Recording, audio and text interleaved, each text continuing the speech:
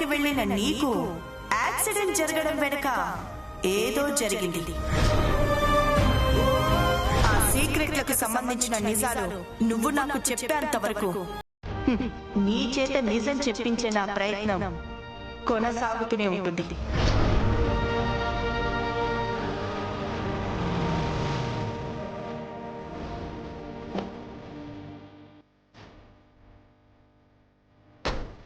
ఏంటి ఇలా వచ్చావు? పైగా ఒక్కదానివే వచ్చావేంటి? ఒక్కదానివే ఎక్కడికి వెళ్ళి వస్తున్నావు శ్యామ? అంటే అది ఏం లేదు అఖిల్ బాబు, నీరసంగా ఉన్నానని చెప్పి ఇంట్లో ఏ పని చేయనివ్వడం లేదు. ఖాళీగా ఉండాలంటే బోర్ కొట్టింది, అందుకనే కాసేపు ఇలా బయటికి వచ్చాను. అవునా? బోర్ కొట్టి బయటకు వచ్చావా? అవును అఖిల్ బాబు. సరే, కారెక్కు. ఎక్కడికి? బోర్ పోయేంత వరకు కార్లో తిరిగి వద్దాం. శ్యామ, ఫస్ట్ అయితే చాట్ తిందామా?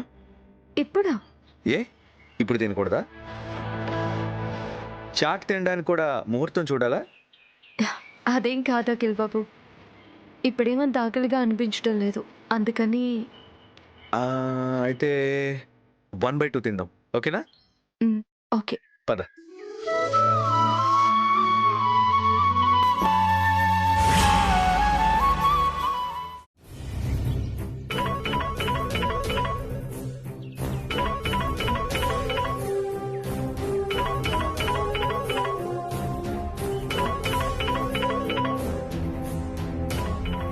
అత్తయ్య గారు, మీకు గురవమ్మ గారు కాల్ చేస్తున్నారు.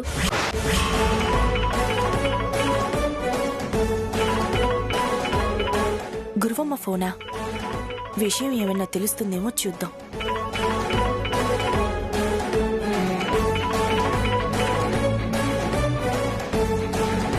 హలో. హలో వదినా, బాగున్నారా? నేను బాగానే ఉన్నాను వదినా. రూపారాణి ఎలా ఉంది? పాపం, తన హెల్త్ అప్సెట్ అయిందని తెలిసింది. అవును వదినా, చాలా అప్సెట్ అయింది. ఇంత అప్సెట్లో కూడా శుభవార్త ఏంటి అంటే రూపారాణికి మంచి సంబంధం వచ్చింది. అవునా? ఎంత శుభవార్త చెప్పావు వదినా. అవును వదినా, నిజంగా ఇది చాలా పెద్ద శుభవార్తే. పెద్ద ఆడియో కంపెనీ ఓనర్ గారి అబ్బాయి రూపారాణిని ఇష్టపడి పెళ్లి చేసుకోవడానికి ముందుకొచ్చారు. రేపే పెళ్లి చూపులు. శుభం. కాకపోతే చిన్న ప్రాబ్లం వదినా. ప్రాబ్లమా? ప్రాబ్లం ఏంటి? వాళ్ళు పెళ్లి చూపులకి మా విలేజ్కి రాము అంటున్నారు. హోటల్లో హైదరాబాద్లోనే ఏర్పాటు చేయమంటున్నారు. హోటల్లో, పార్కులో పెళ్లి చూపులు ఏర్పాటు చేయటం నాకు అస్సలు ఇష్టం లేదు వదినా. మీకు అభ్యంతరం లేకపోతే, అంటే మీ ఇంట్లోనే. దానికి అభ్యంతరం ఏంటొదినా? ఇంట్లో శుభకార్యం జరుగుతుంది అంటే మాకు కూడా సంతోషమేగా. శుభకార్యమా? థ్యాంక్స్ వదినా. మరి అన్నయ్య గారికి కూడా ఒక మాట చెప్పు, ఆయన ఏమంటారో ఏమో. ఆయనేం కాదు అనర్లే వదినా. ఇంట్లో శుభకార్యం అంటే ఆయన మాత్రం ఎందుకు వద్దు అంటారు?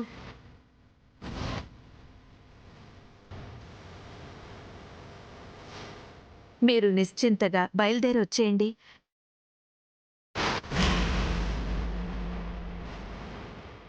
రేపు మన ఇంట్లో ఆ కార్యక్రమాన్ని నేనే దగ్గరుండి జరిపిస్తాను. థ్యాంక్స్ వదినా. ఓకే వదినా, ఉంటాను.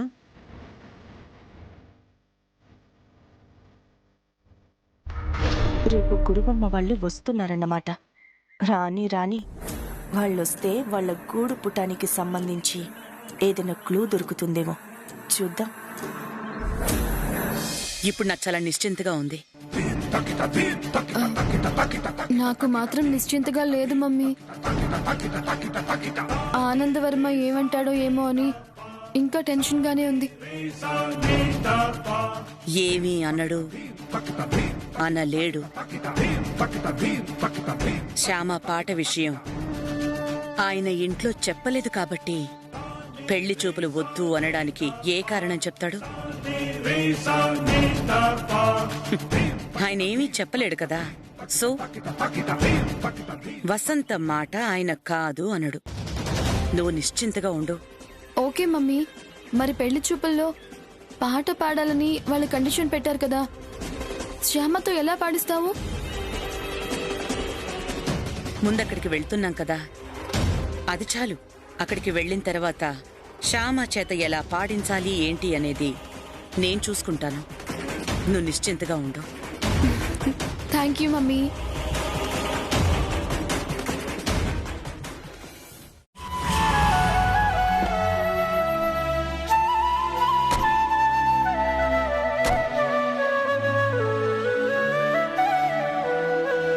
ఉండు, ఇప్పుడే తెస్తాను.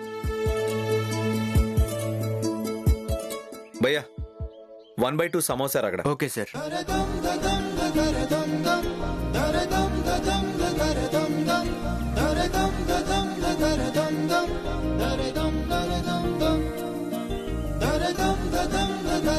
Thank you. Okay sir. తీసుకో శ్యామ. శ్యామ, ఇలా 1/2 అనే కాన్సెప్ట్ ఎవరు కనిపెట్టారో తెలుసా? తెలీదు అఖిల్ బాబు, మీకు తెలుసా? ఆ, నాకు తెలీదు. కానీ ఎవరు కనిపెట్టుంటారో నేను గెస్ చేయగలను. ఎవరు కనిపెట్టుంటారు? మోస్ట్ రొమాంటిక్ హస్బెండ్ కానీ మోస్ట్ రొమాంటిక్ వైఫ్ కానీ ఈ 1/2 కాన్సెప్ట్ కనిపెట్టుంటారు. లైఫ్ నే 1/2 చేసుకునే జంట లైఫ్ లో ప్రతిదీ 1/2 చేసుకోవాలి కదా, అందుకని కనిపెట్టుంటారు. ఆపట్టు.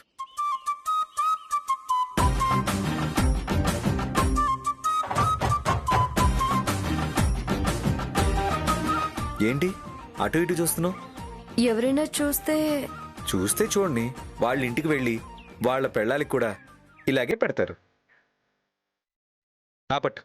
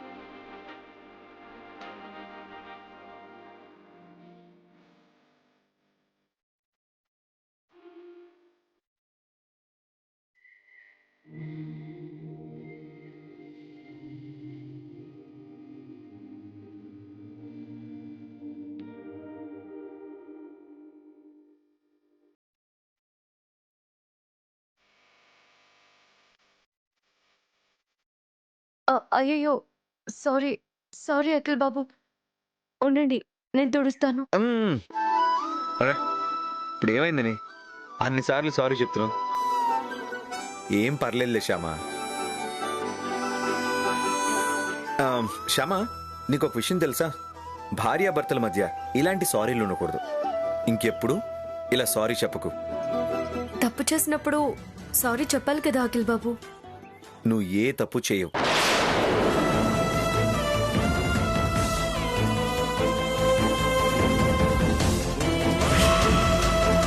నువ్వు చేస్తే అది తప్పు కాదు.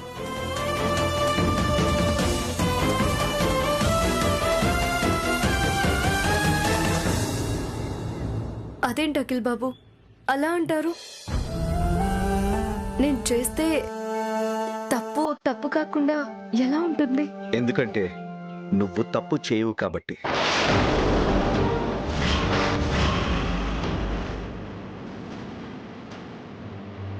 నేను తప్పు చేయను అని అఖిల్ బాబుకి ఎంత నమ్మకమో. శ్యామ, నీకు ఒక విషయం చెప్పాలి. ఏంటి అఖిల్ బాబు?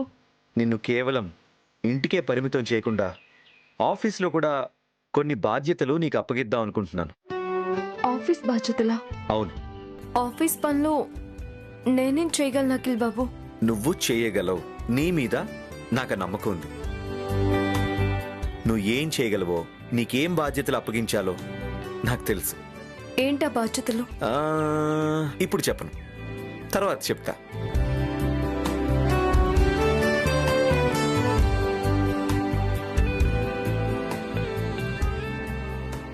వన్ మినిట్, ఇప్పుడు వస్తా.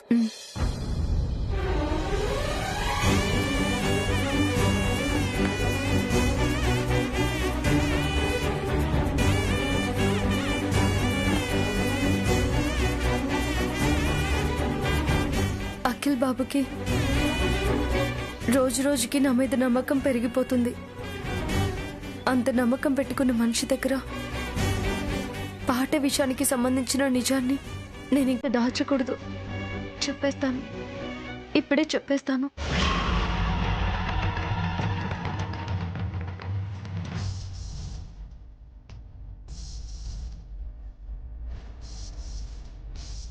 వెళ్దాం శ్యామ. అఖిల్ బాబు, ఏంటి శ్యామ? అది అది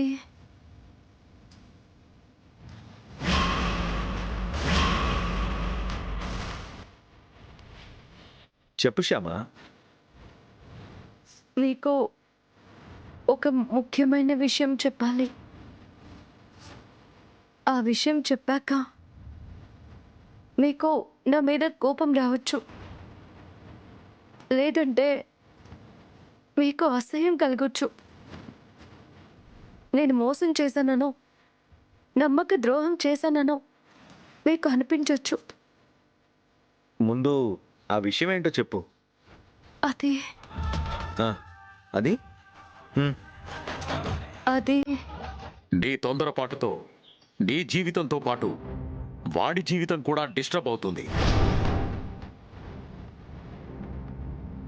మామయ్య గారికి చెప్పాకే ఈయనకు విషయం చెప్పాలి.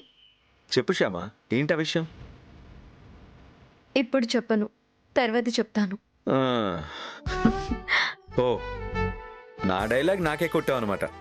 సరే పద. కరెక్ట్.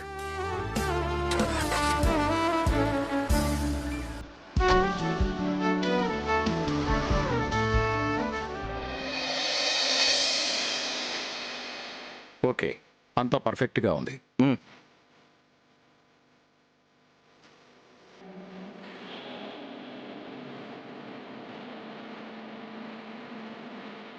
ఏంటి అఖిల్ ఇది? తనకు అసలే బాగాలేదు కదా, బయటికి ఎందుకు తీసుకెళ్ళావు? నేను తీసుకెళ్ళడం కాదు డాడీ, తనకే బోర్ కొడుతుందంటేను సరదాగా అలా. మంచి పని చేసావురా. నా కొడుకు కదా, మంచి పనులే చేస్తాడు మరి.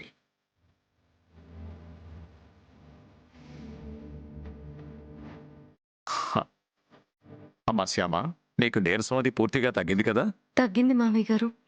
తగ్గింది కదా అని చెప్పి పనులు చేస్తూ స్ట్రెయిన్ కావద్దమ్మా. 4 రోజులు రెస్ట్ తీసుకో. తను రెస్ట్ తీసుకోకపోయినా అత్తయ్య గారు ఊరుకుంటారా మావయ్య గారు?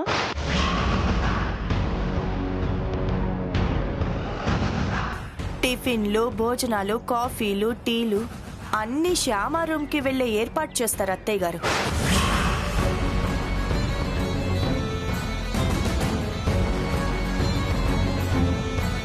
శ్యామాని కొంచెం కూడా స్ట్రెయిన్ అవ్వనివ్వరు. మీరేం టెన్షన్ పడకండి.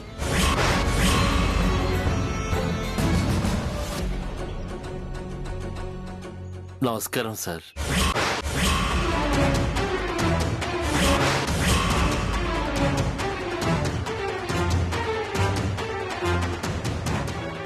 నువ్వా? ఎందుకొచ్చావు? సార్, నేను చేసింది తప్పే సార్.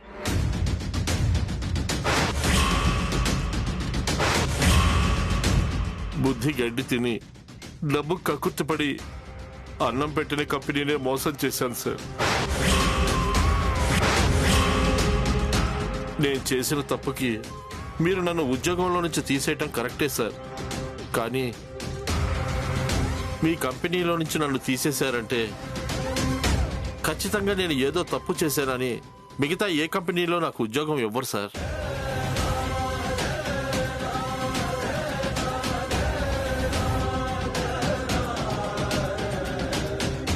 ఉద్యోగం లేకపోతే నా కుటుంబాన్ని పస్తులు పెట్టాల్సి వస్తుంది సార్.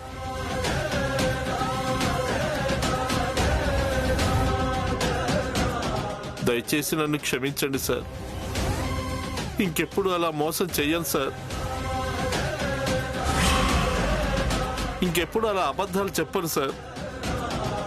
ఇంకెప్పుడు అలా దొంగ లెక్కలు రాయను సార్. దయచేసి నన్ను క్షమించి నా ఉద్యోగం నాకు ఇవ్వండి సార్. No, never. నీలాగా అబద్ధాలు చెప్పేవాళ్ళని, మోసాలు చేసేవాళ్ళని అస్సలు క్షమించకూడదు.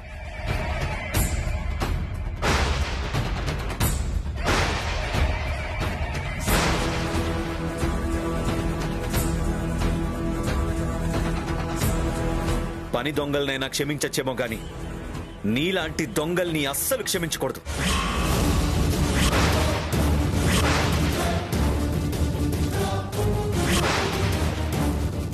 నీ పెళ్ళం పిల్లల ముందు ఇంతకంటే నీ గురించి ఎక్కువ మాట్లాడడానికి నా సంస్కారం అడ్డొస్తుంది.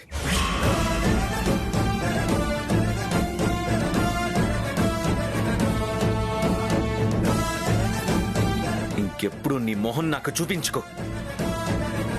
నాన్న అఖిల్, పోనీలేరా, ఈ ఒక్కసారికి అతన్ని క్షమించి అతనికి ఒక ఛాన్స్ ఇవ్వచ్చు కదా నాన్న. నో డాడీ, ఇవ్వకూడదు.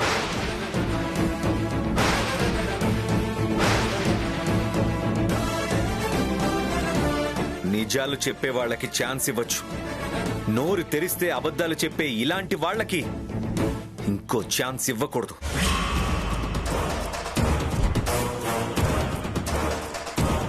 ఓడిపోయిన వాళ్ళకి ఇంకొక ఛాన్స్ ఇవ్వచ్చు డాడీ. కానీ తిన్నింటి వాసాలు లెక్క పెడుతూ అన్నం పెట్టే వాళ్ళని మోసం చేసే వాళ్ళకి ఇంకో ఛాన్స్ ఇవ్వకూడదు.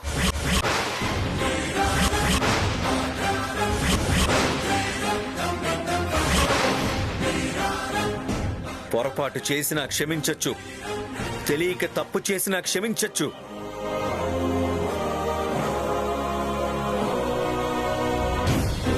కానీ తెలిసి కావాలని మోసం చేసే ఇలాంటి వాళ్ళని ఎప్పటికీ క్షమించకూడదు. రేపు నా పాట గురించి తెలిస్తే ఇంతకాలం నేను ఆయన్ని మోసం చేశానని నా విషయంలో కూడా అలాగే ప్రవర్తిస్తారేమో.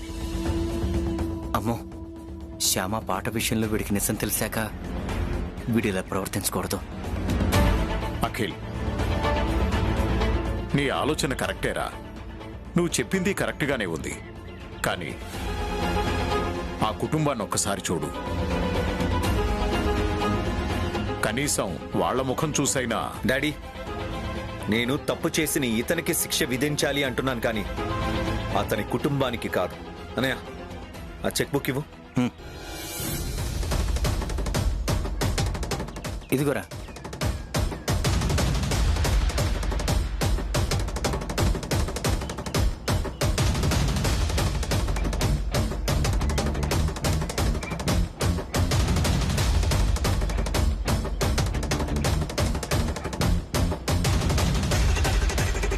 ఇదిగో 4 నెలల జీతం. నీకు ఉద్యోగం దొరికే వరకు నీ పెళ్ళాం పిల్లల్ని పోషించుకోవడం కోసం ఈ డబ్బులిస్తున్నాను. ఇంకో ఉద్యోగంలోకి చేరాక ఇలా మోసం చెయ్యాలని చూడొద్దు. వెళ్ళు. ఇంకెప్పుడు నీ మొహం నాకు చూపించొద్దు. నీలాంటి మోసగాళ్ల నీడ కూడా నా మీద పడకూడదు. వెళ్ళు.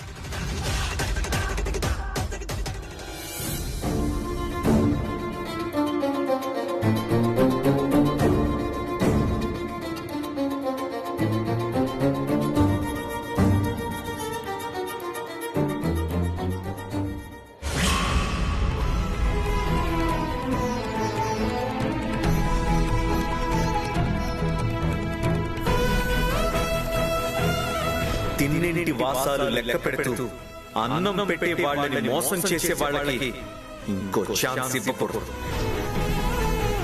తెలిసి కావాలని మోసం చేసే ఇలాంటి వాళ్ళని ఎప్పటికీ క్షమించకూడదు.